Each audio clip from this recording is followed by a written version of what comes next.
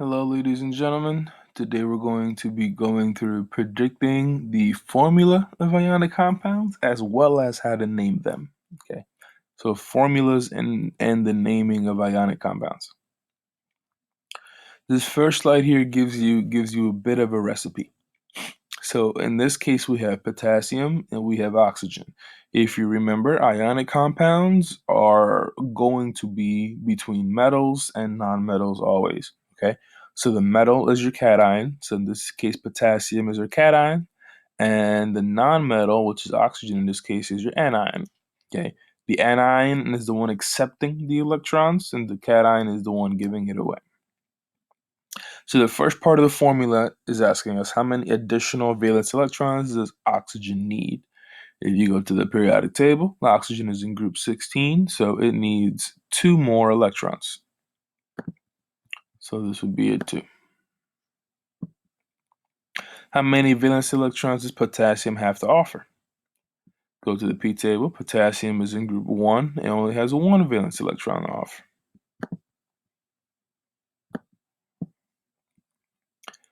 So if oxygen needs 2, but potassium can only give 1, in order to balance that, you're going to need a second potassium, like you see here. You're going to need 2 potassiums to make the 1 oxygen happy. Okay, so then after you determine that you need 2 potassiums for every 1 oxygen, you end up with a formula K2O. Another way to think about it that I think is easier is to write out the elements and the charge that it's going to be after it loses the electron. So if potassium wants to give away 1, then it's +1, right? If oxygen needs 2, then it would be O minus 2. Think about it as you need to get these numbers. You need to get these numbers right here to add up to 0. You need them to add to 0. So right now we have +1 minus 2. 1 minus 2 is going to give you -1. So we're in the negatives, so we need another positive. So then if you add a second potassium and just add up the numbers, now you have 1 plus 1, which is 2, minus 2 gives you 0. So now they add up to 0. Now you know how many potassiums you need to make the oxygen happy, and you end up with K2O. Okay, this number right here is what tells you how many of that element you have. So in this formula, there are 2 potassiums and 1 oxygen. Okay, and here's another example here. This one's a little trickier because it's not as figuring out how many potassiums you need in this case was fairly simple, just because it was one, it's counting by ones, which always makes life a little easier, and 2, oxygen doesn't need that many in the first place. In this case, we have nitrogen. Periodic table, go to the end, it's in group 15, so it has 5. If it has 5, it needs 3. Magnesium is in group 2, so it has 2 valence electrons.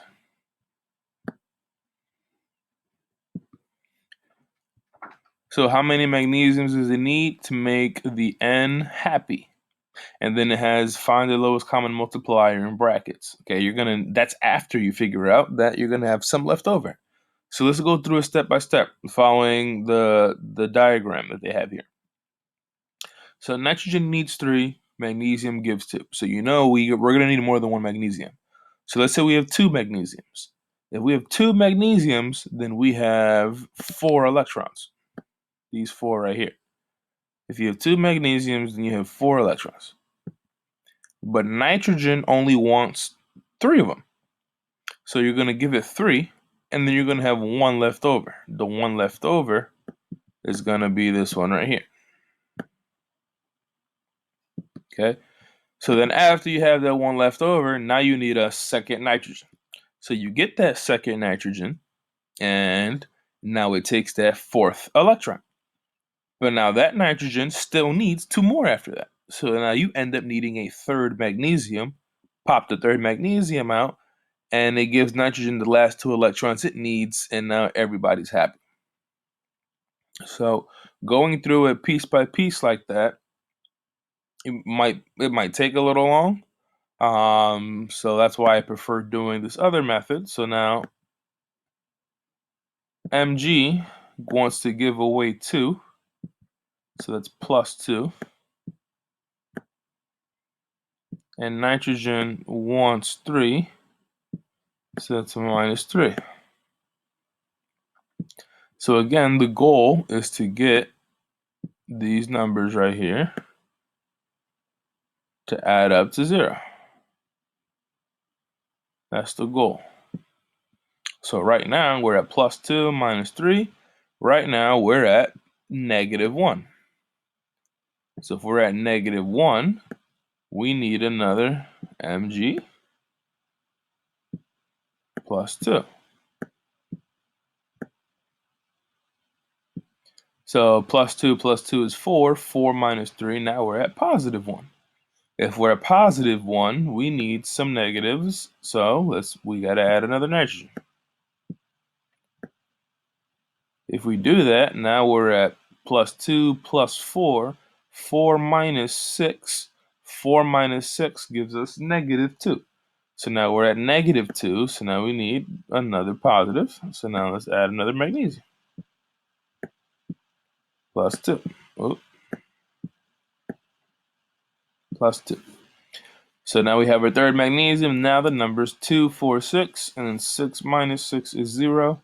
So then now that you have it adding up to 0, they're balanced, and you end up with, you have 3 magnesiums and you have 2 nitrogens. If 3 magnesiums and 2 nitrogens, then you just write that as Mg3. Remember, the 3 is for the nitrogen, for the magnesium, and then you have N2. Okay. The number that comes right after is the number that goes with it. So the 3 is for magnesium, the 2 is for the nitrogen. This is Mg3N2. Okay, so now you have 3 ways to do it. You can do it with the dots, like they've been doing here, and go through it piece by piece. You can do it with the charges and just add up the charges and get the charges to add up to 0. Or you can do this cross method. This cross method is also a decent method, okay? So with the cross method, you need to write down the charges like we did for the addition portion, but then basically think of it, you're not cross multiplying, but just cross the digits down. So you see how they have Mg plus 2 here, and they have N minus 3. The 3 is going to cross down to the magnesium, and the 2 is going to cross down to the nitrogen. And so you end up with Mg3 and 2. So when you do this cross thing, just know that the charges doesn't matter. It wouldn't be Mg minus 3 at the bottom. That number are the charges, but these numbers are not charges. These are how many atoms you have. So this cross method will always get you the right formula at the end, but you just need to reduce it to the lowest ratio if you do end up with larger numbers. So let's see. I'll give you an example of that right now. So let's say we're combining oxygen with magnesium. Let's do that. So let's do oxygen and magnesium for an example, and you'll see what I mean by reducing it. So Mg is plus 2, right? Oxygen is minus 2. If we do the cross method, that means this 2 is going to go down here to the Mg, and this 2 is going to go down here for the oxygen. And so you're going to end up with the formula Mg2 O2. Now, if you look at the charges, +2, -2, if you do the addition method, you'll see that you only need 1 magnesium for every 1 oxygen. So the ratio is 1 to 1. But down here we have it 2 and 2, and this can be reduced. Both of these numbers can be divided by a common multiplier. So if we can divide both of them by 2. If we divide both of them by 2, you just end up with Mg1O1, which would just be MgO. So if you do the cross method and you notice that you can reduce the numbers, then reduce it. You always want to reduce it to the lowest ratio. In this case, 3 and 2, they don't have a common multiplier that you can divide by that would give you a whole number, because you can't have a decimal there. That number cannot be a decimal. It needs to be a whole number. Okay. So now you have 3 ways to find the formula. You can do the dots. The Louis structures is the formal word. You can do the addition, just trying to get the charges to add up to 0, or you can do the cross method. Okay, so you have 3 ways to figure out the formula. Okay. And do they have any other? Yep. Okay, so now let's go through some examples. The formula for barium sulfide is Ba2S2. True or false? So, first of all, let's figure it out. Ba will be what? Ba barium, Ba will be +2. So this would be Ba +2. Sulfur is in group 16, so sulfur will be S -2. Okay. If you do the addition method, you have +2 here, you have -2 here, they add up to 0. They add up to 0, and you see that we only have 1 of each. If we only have 1 of each, you end up with BAS. So, right away we can see that this is false. It's B. But where could they have gotten this? If you do the cross method, this 2 goes down here, and this 2 goes down here.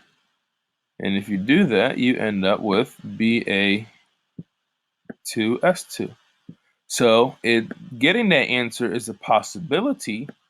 You just have to remember that one rule that says that if these numbers can be divided by a common multiplier that would give you another whole number, then you got to do it.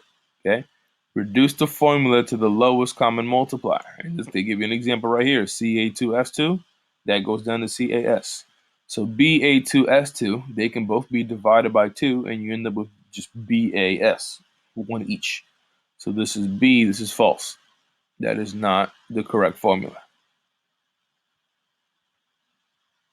The formula for the ionic compound Mg and S is, okay, Mg is in what group? Group 2. Sulfur is in 16, so you have another +2 -2 situation. Mg +2, and then you have S -2. So you see you only need 1 of each. This would be right here, BMGS. The numbers add up to 0. +2 -2 gives you 0. If you do the cross method, again, you end up with Mg2S2, and then you got to reduce it.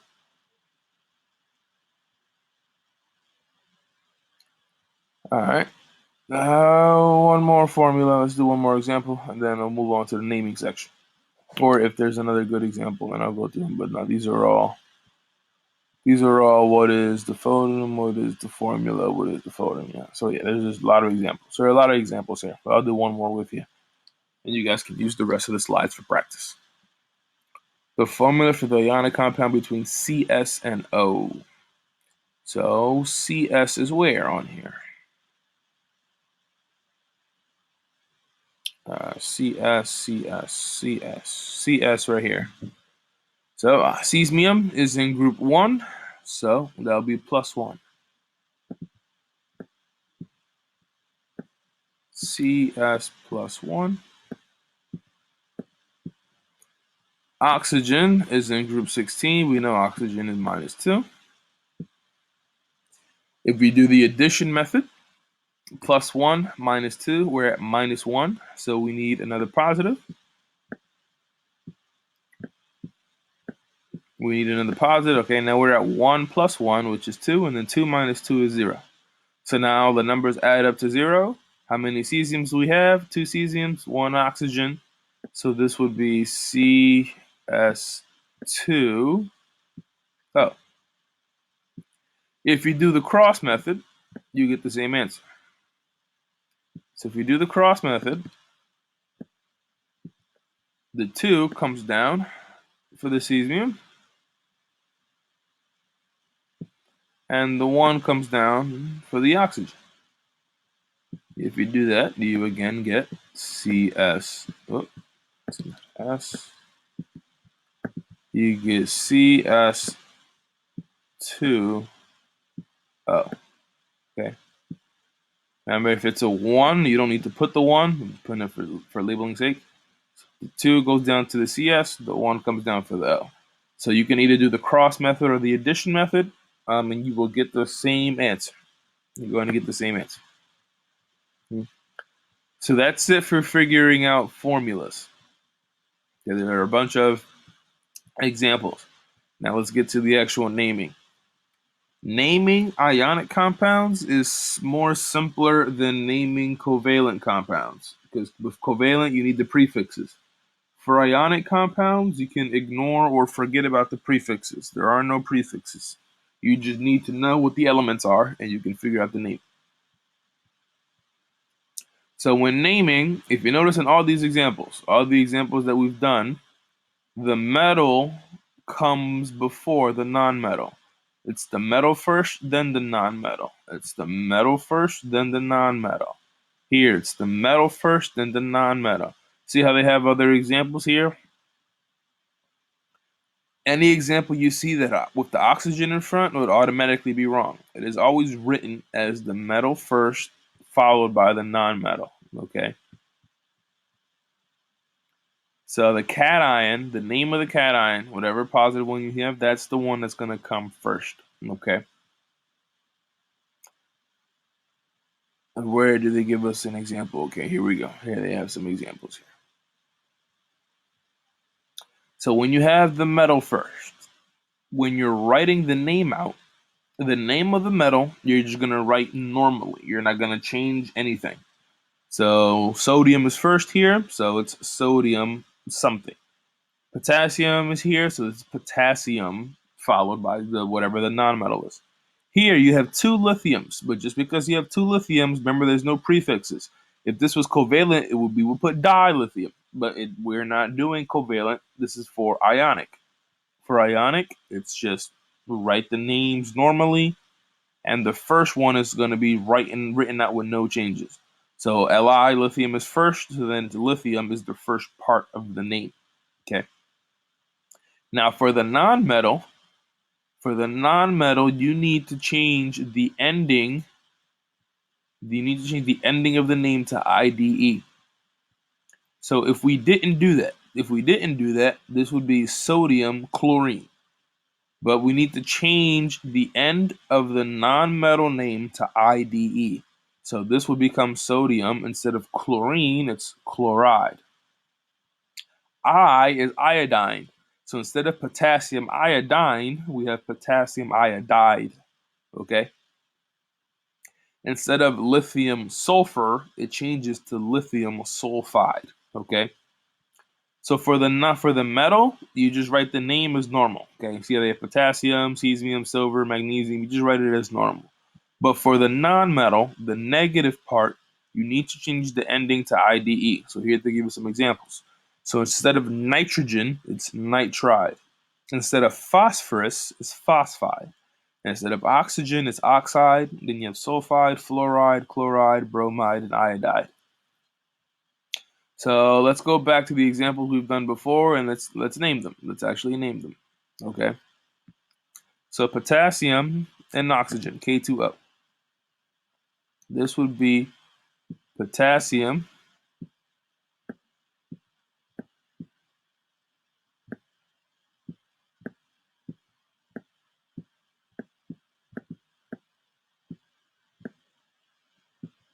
oxide.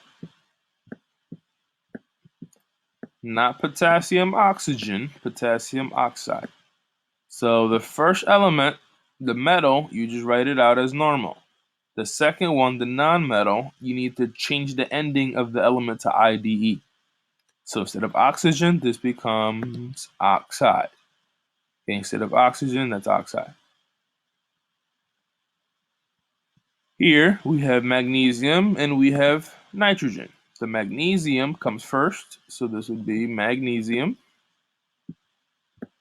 Again, for the metal, you just write the name normally. This would be magnesium.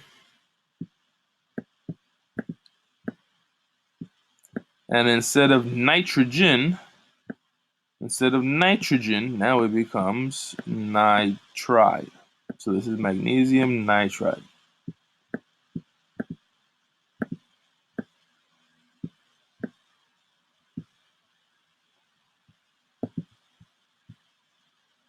And this one, instead of magnesium, if we do MgO, the other example I did, this would be magnesium oxide. This would be magnesium nitride. Okay, this would be barium sulfide, the way they have it there. This would be Mg and S. This would be magnesium sulfide. This would be cesium oxide, so on and so forth. So that's how you name them. That is how you name them. And we're going to go through some more examples. So here again, the correct name for NaS. Na. Na is sodium. S is sulfur. But for the nonmetal, remember you need to change the ending to IDE. So this would be sodium sulfide. Okay, so the answer to this one would be B.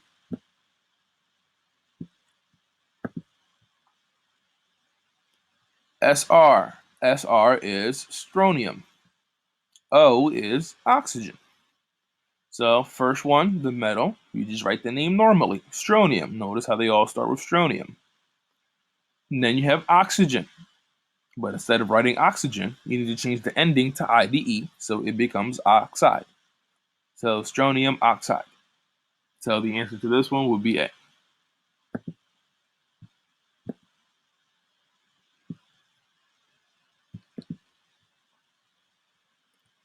Al2O3. Al is aluminum. So with the first word, the first element, like in the name, needs to be aluminum. And remember, you write it normally. There are no prefixes in here. B and C both say dialuminum. Remember, prefixes, okay, prefixes. The prefixes are for covalent bonding, okay? We are not doing covalent bonding in this chapter. We're doing ionic bonding. And when you're naming ionic formulas, there are no prefixes. So here, this one too, this one has aluminum, and then it has trioxide. Okay, if you see a prefix, this one has both. If you see a prefix, that's wrong.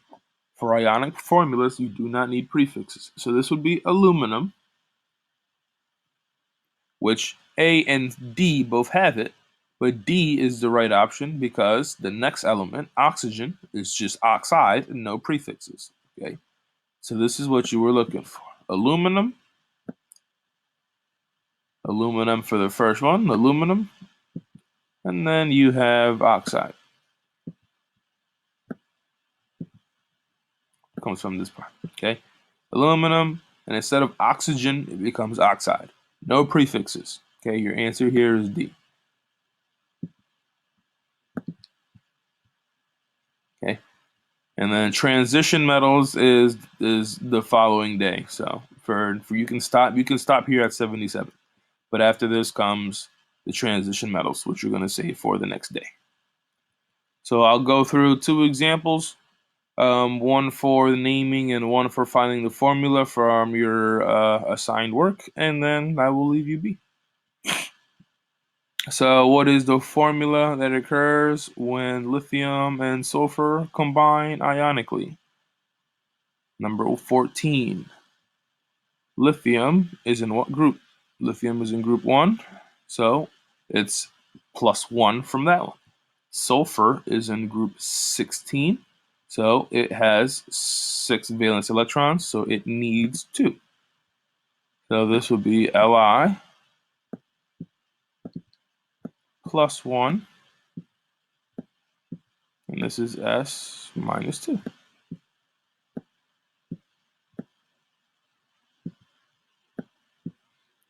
So right now, if you do the addition method, +1 -2, we're at -1, so we need another lithium.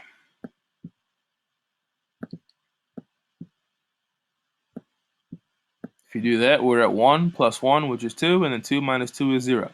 So we have 2 lithiums and 1 sulfur, so this would be Li2S. If you do the cross method, you get the same answer. If you do the cross method, the 1 goes down to the sulfur, and the 2 comes down to the lithium, and then you still get Li2S.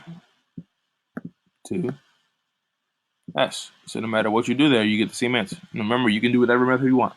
You can do the cross method, you can do the addition method, whichever one works for you. The dot method with the Lewis structures, that takes a little long. I would not recommend you use it. But if it helps you out, by all means, go ahead. But I think it's a little tedious and lengthy, which is why I try to go with these ways. So that's a formula one. Now let's do a naming one. There's 3 naming ones. I'll only do one, and it's the same one. Let's do the same one. So this one is, what is the formula of lithium and sulfur? This is saying, what is the name of lithium and sulfur? We already did it, so let's continue with this one. So the metal comes first, as always. So when you're writing the name out, you write the metal first. Our metal in this case is lithium. So the first part of the name is lithium.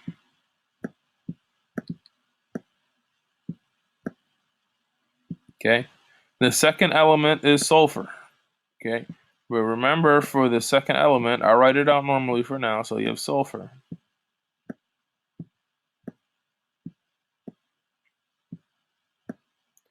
But remember that you need to change the ending for the nonmetal to IDE. So this red part right here needs to change. And instead of sulfur, it would be sulfide. Okay, so this, instead of sulfur, it would be sulfide. Okay, so cross that part out, and you end up with lithium sulfide. That is your full name. The full name is lithium sulfide. Okay, that would be your correct and proper name. So just erase this middle part. Not lithium sulfur, lithium sulfide. Okay, so that's it for the formulas and for the naming. You have plenty of examples to look at. If you have any questions, again, feel free to ask me, and you can find other resources if you want to look anything else up. And you can talk to each other, help each other out. Or you can always email me a question. Doesn't matter. If you have any questions, ask. And yeah, I wish you the best of luck. Hope you guys are doing all right. And enjoy the rest of your day.